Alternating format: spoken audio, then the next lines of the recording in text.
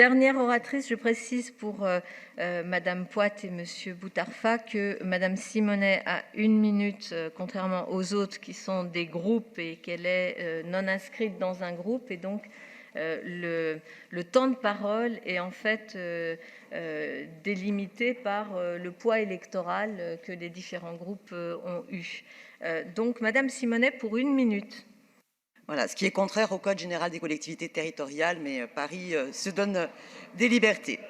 Alors, il y avait une conférence citoyenne sur le climat mise en place au niveau national et qui a pris une position très forte pour l'instauration d'un moratoire sur la 5G.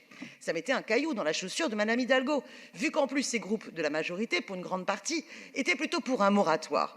Donc elle a mis en place cette conférence citoyenne. Et moi, je félicite parce que vous avez travaillé et évidemment, ce n'est pas vous qui êtes en cause. Mais ce qui est quand même problématique, c'est que le champ de la conférence n'était pas du tout le même, puisqu'il s'agissait bien de vous inviter à émettre des recommandations dans le cadre acté du déploiement de la 5G. Et pas dans l'hypothèse où la mobilisation citoyenne et des collectivités pourraient s'opposer au déploiement de la 5G.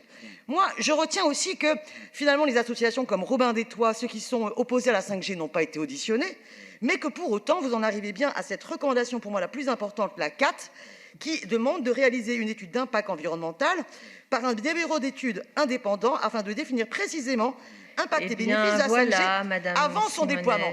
Eh bien, un moratoire, c'est justement faire une pause avant le déploiement pour qu'on ait toutes les études et qu'on stoppe si l'impact écologique et du point de vue de nos libertés est trop conséquent. Merci, Madame Simonet.